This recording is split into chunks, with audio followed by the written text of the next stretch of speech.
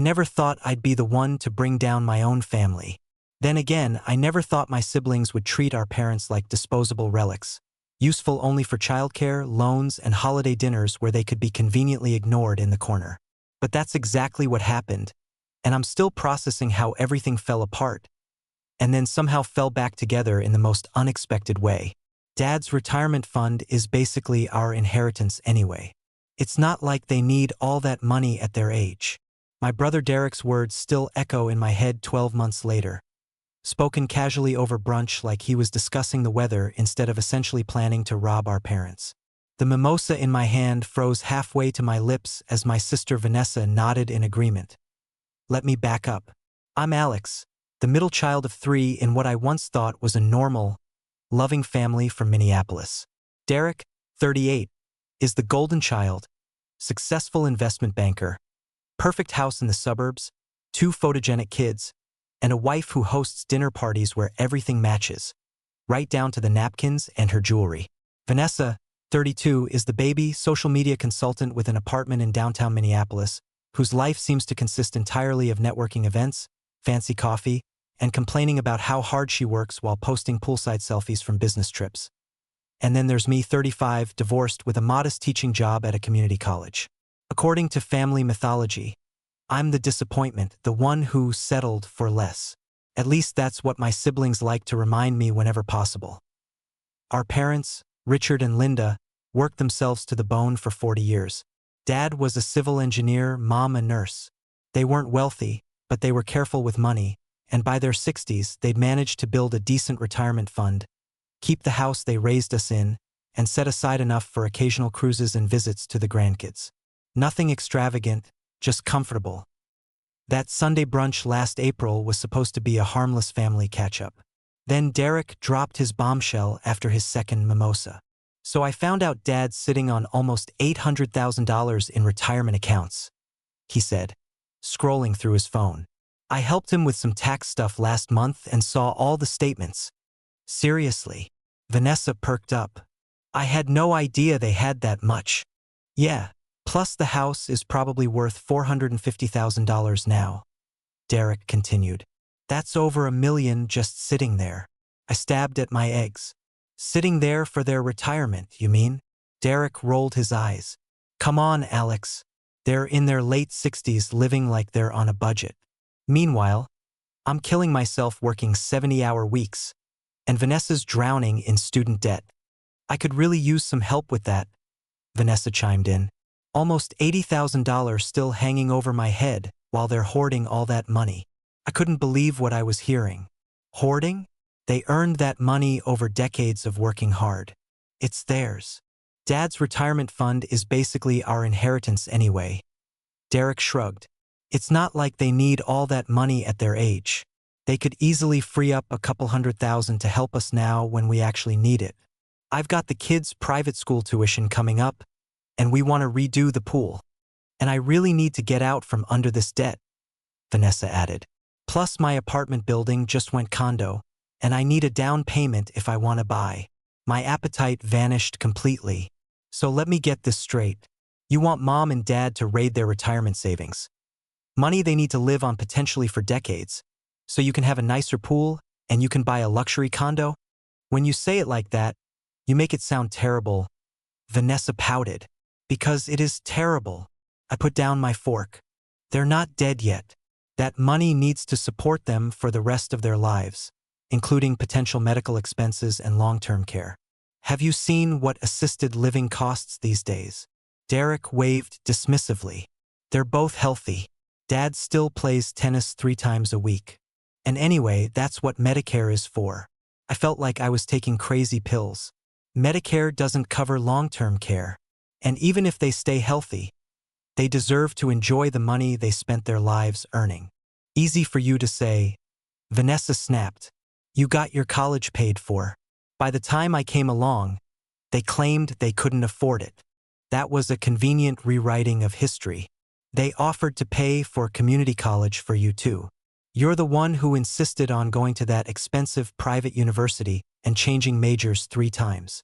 Whatever. She rolled her eyes. The point is, I need help now, not 20 years from now when they're gone. Derek leaned forward. Look, I'm not saying they should give us everything. Just maybe help us out a bit more. I've already been looking into ways they could free up some cash. Reverse mortgage, converting some retirement accounts. You've been what? I was genuinely shocked. Without even talking to them about it? I'm just researching options, he said defensively. Dad always said he wanted to help us succeed. Helping you succeed doesn't mean bankrupting themselves for your conveniences. I was trying to keep my voice down, but other brunch patrons were starting to glance our way. You know what your problem is, Alex? Derek's voice had that condescending tone I'd grown to hate. You've always been jealous of my success. Just because your life didn't work out. Didn't work out. I laughed incredulously. I have a stable job I love, good friends, and I'm not trying to steal from our parents. Seems like I'm doing just fine. Derek's face reddened. It's not stealing if they agree to it, and they will when I explain how much we need it. I'm meeting Dad for golf next weekend. I'm going to bring it up then. That's when it hit me. This wasn't just idle talk. They were actually planning to pressure our parents into giving them money. Money our parents needed. Don't you dare, I warned. They're not your personal ATM. Don't be so dramatic, Vanessa said. We're just asking for what would eventually be ours anyway. Just a little sooner. I stood up, throwing my napkin on the table. You two are unbelievable. I'm leaving before I say something I'll regret. Classic Alex, Derek called after me. Running away when things get real. I didn't respond.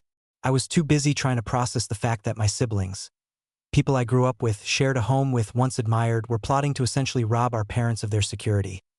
The next week was a blur of anxiety and indecision. Should I warn our parents? Would they even believe me?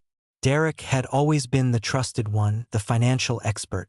I was just the underachiever in their eyes that I decided to visit them that weekend. Arriving unannounced on Saturday morning. Their modest two-story home looked the same as always, well-maintained but showing its age, much like my parents themselves. Mom answered the door in gardening clothes, soil still fresh under her fingernails. Her face lit up when she saw me, making my heart twist with guilt about what I might have to tell her. Alex, what a lovely surprise. Come in. I was just about to make some lemonade.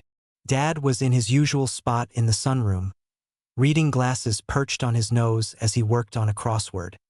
He looked up and smiled, setting the newspaper aside. Well, this is unexpected. Everything okay, kiddo? Everything's fine. I lied, accepting a glass of lemonade from Mom. Just thought I'd stop by and say hello. We made small talk for a while, about my classes, their garden, the neighbor's new dog. All the while, I was trying to figure out how to bring up what Derek was planning. Finally, when there was a lull in the conversation, I took a deep breath. I had brunch with Derek and Vanessa last weekend. Oh, Mom perked up. How are they? Derek mentioned he's thinking of taking the family to Europe this summer. Europe? While plotting to raid their retirement. My blood boiled, but I kept my voice steady. They seemed fine. But something came up that concerned me. Dad raised an eyebrow. What's that? Derek mentioned he helped you with some tax documents recently, and that he saw your retirement account balances. Dad nodded slowly. Yes, he offered to look things over. Very helpful with those technical details. And did he suggest anything about those accounts? About maybe accessing some of that money? My parents exchanged a quick glance that told me everything I needed to know. He mentioned some investment opportunities, Dad said carefully. Said he could help us get better returns if we transferred some funds to accounts he manages. And he's meeting you for golf tomorrow. I pressed. Dad nodded again. Yes, we have a tea time at 10. I set my lemonade down.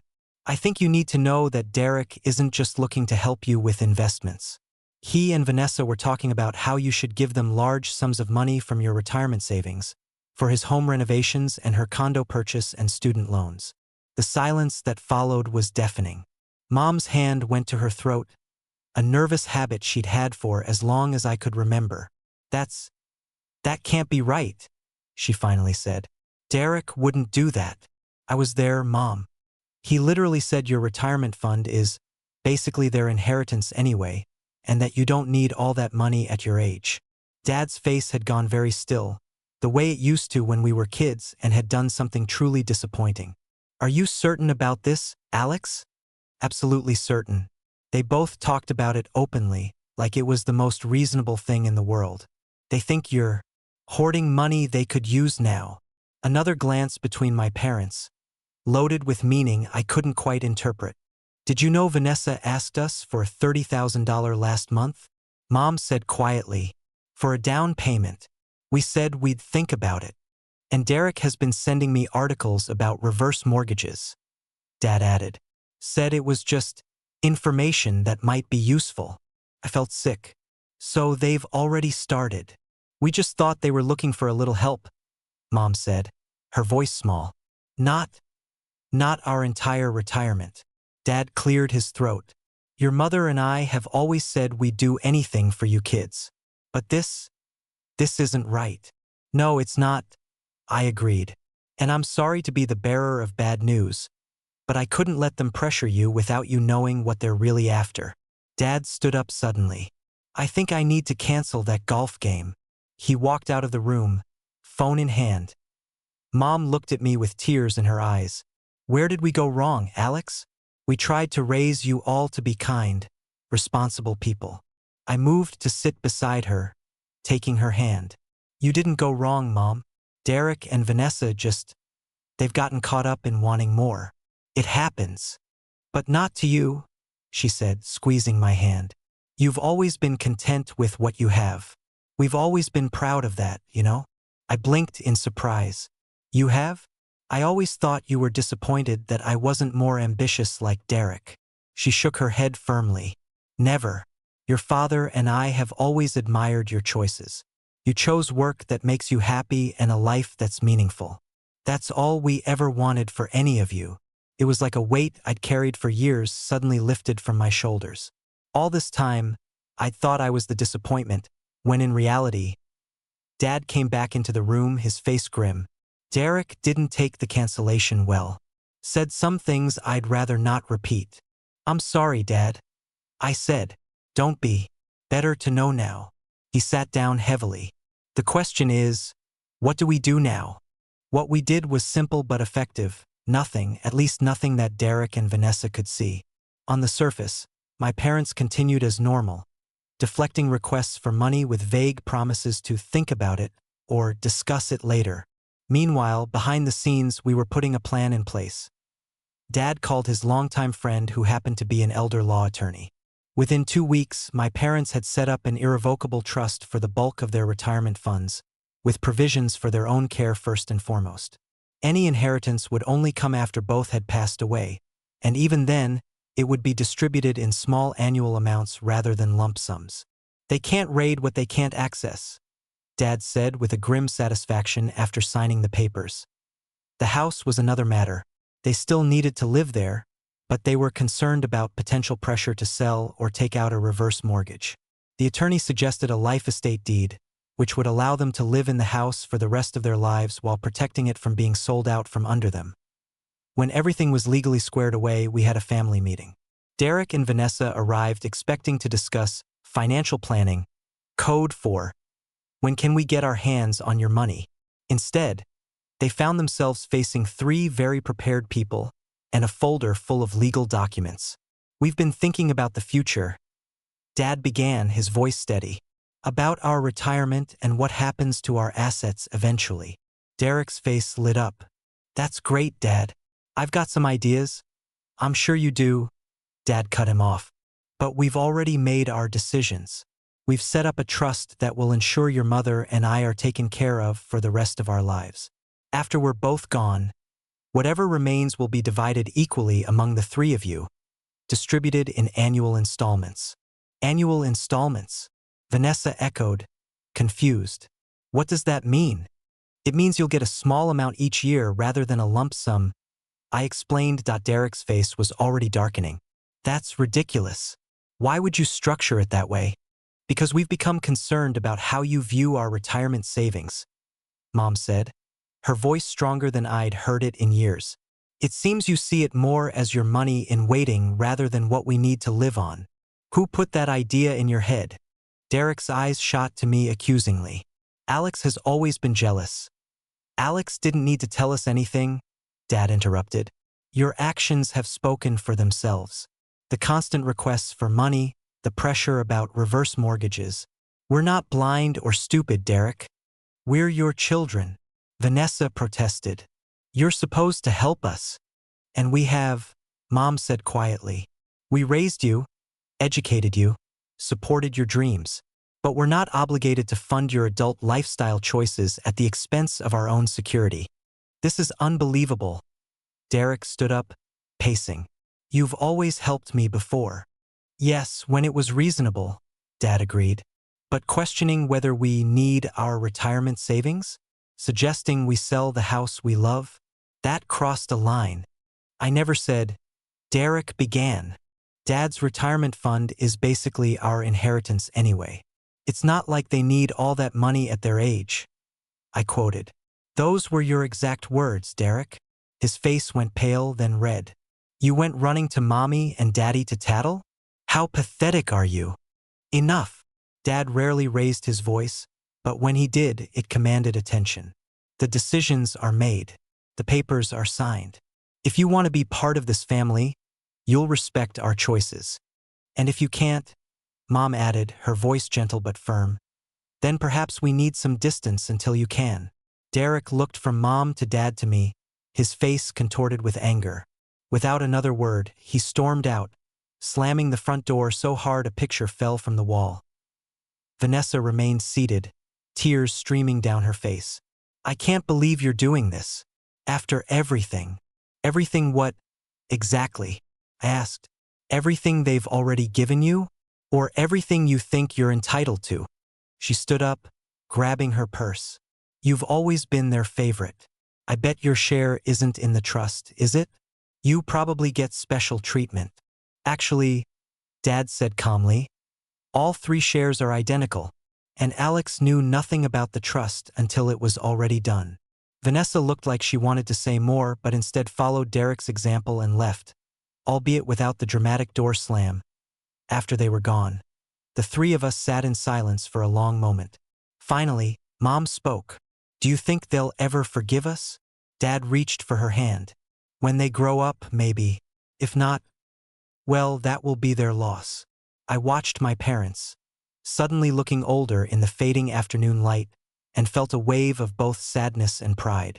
Sad that it had come to this, but proud that they had stood their ground. I'm sorry it turned out this way, I said. Dad shook his head. Don't be. Sometimes the hardest choices are the right ones. The fallout was immediate and harsh. Derek and Vanessa essentially cut contact. No calls, no visits, no acknowledgement of birthdays or holidays. At first, my parents tried reaching out, leaving voicemails and sending texts that went unanswered. They're punishing us? Mom said one evening, 3 months into the silence. Hoping we'll give in. Well, it's not going to work, Dad replied, though I could see the hurt in his eyes. The strangest part was how I suddenly became the good child, a role I'd never held before. I made sure to visit more often, call regularly, include them in my life in ways I perhaps should have done all along. Not out of obligation, but because I was discovering how much I genuinely enjoyed their company now that I wasn't constantly measuring myself against Derek's supposed success. Summer turned to fall, and still no word from my siblings.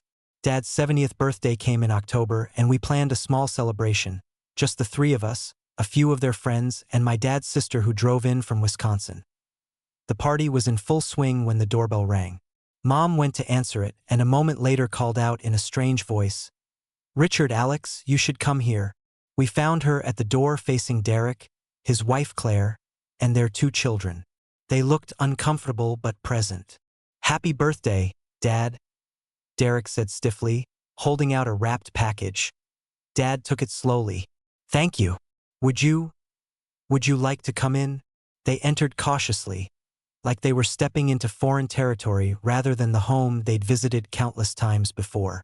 Derek's kids, Emma and Liam, aged 10 and 8, hugged their grandparents enthusiastically, oblivious to the tension. "Where's Aunt Vanessa?" Emma asked innocently. "She couldn't make it, sweetheart," Claire answered before any of us could. The party resumed with an undercurrent of awkwardness. Derek barely spoke except to make polite small talk. Claire seemed genuinely happy to see my parents but kept shooting worried glances at her husband. The real breakthrough came when Dad opened Derek's gift, a framed photo of him with his grandchildren, taken the previous summer before everything fell apart. Dad stared at it for a long moment, then looked up at Derek with moist eyes. "Thank you. This means a lot." Something in Derek's rigid posture seemed to soften slightly. "The kids miss you both," he said quietly. "We miss them too," Mom replied. "And you." After the other guests left, Derek and his family stayed. The adults gathered in the living room while the children played in the backyard. "I assume you're wondering why I'm here," Derek finally said. "The thought crossed my mind," Dad admitted. Derek took a deep breath. "Something happened at work a few weeks ago. A client I've been working with for years, guy about your age, very wealthy, had a stroke. Massive one. He's probably not going to recover." "I'm sorry to hear that," Mom said gently. "His kids descended like vultures," Derek continued, staring at his hands. "Fighting over who gets what, arguing about selling his properties, his art collection. They even started clearing out his house while he was still in the ICU. He looked up, his eyes haunted. And the worst part is, I saw myself in them. I saw what I was becoming." The room fell silent except for the distant sound of children laughing outside. "It hit me hard," Derek admitted. "Made me look at how I've been acting. What I said to you, what I was planning. It wasn't right. I was so focused on what I thought I deserved that I forgot what really matters." He turned to me. "And you were the only one who had the guts to stand up for them. I've been horrible to you for years, Alex, and you still did the right thing." I didn't know what to say. This was a side of Derek I hadn't seen since we were kids, before success and money became his only measure of worth. "Where's Vanessa in all this?" I finally asked. Derek's expression darkened slightly. "We're not really speaking either. When I told her I was coming today, she accused me of betraying her. Said I was sucking up to get back in the will." "Are you?" Dad asked bluntly. "No." Derek met his gaze steadily. "I'm here because I miss my parents, and because I want my children to grow up knowing their grandparents. The money, I don't care about it anymore. I mean, I'm not going to pretend we don't need it sometimes. Private school tuition is killing us, but that's my responsibility, not yours." Claire spoke up for the first time. "I've been telling him that for years. For what it's worth, I was horrified when he told me what he'd been planning. It wasn't my finest moment," Derek admitted. "I'm sorry." "Truly. I don't expect you to trust me right away, or maybe ever again. But I'd like the chance to try to make things right." Mom was already crying quietly. Dad looked thoughtful, measuring his son's words against his knowledge of Derek's character. "It's a start," he finally said. "We've missed you too, you know. All of you." Derek nodded, swallowing hard. "And for what it's worth, I'm going to try to talk to Vanessa. She's in a bad place right now, financially and otherwise, but that's still no excuse. The reconciliation wasn't instant or complete. Trust, once broken, takes time to rebuild. But over the next few months, Derek made consistent efforts, regular visits, respectful boundaries, no mention of money or inheritance. He even started bringing his banking expertise to bear in legitimate ways, helping my parents optimize their accounts for better interest rates and showing them how to protect themselves from scams targeting seniors. Vanessa was a harder case. She remained distant for nearly 6 months, surfacing only when she finally hit financial rock bottom in March. Her condo dreams had faded as her debt mounted, culminating in an eviction notice that finally broke through her pride. When she called our parents in tears, they didn't hesitate to help. Not with a blank check, but with a spare bedroom and emotional support while she got back on her feet. It was during this time that I discovered something about my parents I'd never fully appreciated before. Their greatest asset wasn't the retirement fund or the house. It was their quiet wisdom, their steadfast resilience in the face of life's challenges. As I watched them help Vanessa create a budget, encourage her to find a more stable job, and support her emotionally without enabling her worst habits. I saw the same skills they'd used to build their own lives from humble beginnings. One evening, as we all sat around the dinner table. Yes, all of us, even Derek and his family who'd come for the weekend, I looked at my parents and felt a surge of something that went beyond the usual love. It was a profound respect, an appreciation for who they were as people, not just as mom and dad. Dad caught me watching and raised an eyebrow questioningly. Just thinking, I said with a smile. Dangerous pastime. He quipped, his usual response since I was a teenager. I was thinking that I never really understood before how much wisdom you and mom have. How much I still have to learn from you. Well now, he said, pleased but embarrassed by the compliment. We're just ordinary people who've lived a while, that's all. But that was the thing, they weren't ordinary at all. They were extraordinary in the quietest, most unassuming way. They'd built a life of meaning and purpose without wealth or fame. They'd raised 3 very different children, making countless sacrifices we'd never fully understand. And when those children had lost their way, they'd found the perfect balance between compassion and boundaries to guide us back. Later that night, after everyone else had gone to bed, I found Mom in the kitchen making tea. "Can't sleep?" she asked, reaching for another cup. "Just wanted to say something," I replied, accepting the tea gratefully. "I'm proud to be your child, and I'm proud of how you handled everything this past year." She smiled, the fine lines around her eyes crinkling. "We didn't handle it perfectly. We made plenty of mistakes raising you 3. Maybe. But when it really mattered, you knew exactly what to do." She shook her head slightly. "Not exactly. We were terrified, actually. Afraid we'd lose Derek and Vanessa forever. Afraid we were being too harsh. Your father barely slept for weeks. But you still did it. You stood your ground."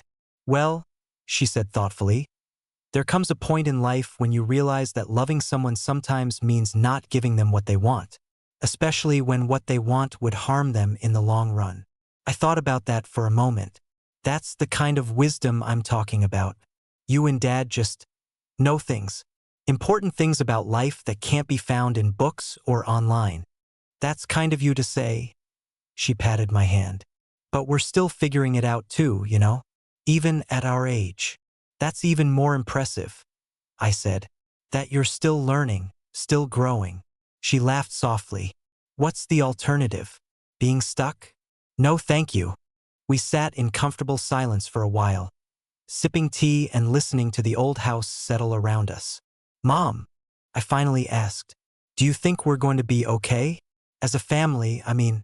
She considered the question seriously. "I think we're going to be different. Better in some ways, perhaps, now that certain truths have been spoken. But it will take time." She smiled gently. "Families are resilient things, Alex. Like gardens. They can withstand quite a lot if the roots are strong." A year has passed since that first confrontation. We're not a perfect family. Far from it. Derek still occasionally slips into status-conscious behavior, Vanessa still struggles with financial responsibility, and I still sometimes feel like I'm not measuring up to some invisible standard. But we're trying. Really trying in ways we never did before. The most profound change has been in how we all see our parents. No longer just providers or safety nets or holders of future inheritance, but as people. Complex, fallible, wise people who deserve our respect and have earned the right to enjoy the fruits of their lifetime of labor. Last weekend, Mom and Dad announced they were using some of their retirement funds to take a month-long trip to New Zealand. Something they dreamed about for decades but always put off for one reason or another. "Life is short," Dad said simply. "It's time we started crossing things off our bucket list." Derek, to his credit, was the first to raise his glass in toast. To adventures well-deserved. As I watched my parents' faces light up with excitement about their trip, I realized something important. This was what their money was for. Not for solving their adult children's problems or funding our lifestyle upgrades, but for them to live their best lives after decades of putting everyone else first. The irony isn't lost on me that it took nearly losing our family to make us truly appreciate what we have. But sometimes the most valuable lessons come through the hardest experiences. We nearly lost something precious through greed and entitlement, but instead found something even more valuable: genuine respect and appreciation for the two people who gave us everything, including the space to make our own mistakes and find our way back to us. So if you're listening to this and thinking about your own parents or your own children, take it from someone who nearly lost it all. The most valuable inheritance isn't money or property. It's the wisdom, values, and love that can only be properly appreciated when we see our parents as the remarkable humans they are, not just the roles they play in our lives. Because one day, they'll be gone, and no inheritance check will ever fill the space they leave behind. But the lessons they taught us, especially the hard ones, those will remain, guiding us long after they're gone. Thank you for listening to my story today. If it resonated with you in any way, I'd love to hear your thoughts in the comments below. Have you ever had to reassess your relationship with family members? Did you have an experience that suddenly made you see your parents in a completely new light? Sometimes the most powerful stories are the ones we share with each other. Don't forget to subscribe to the channel for more real-life stories about family dynamics, personal growth, and the complicated beauty of human relationships. Until next time, this is Alex, reminding you that it's never too late to see the people you love with new eyes.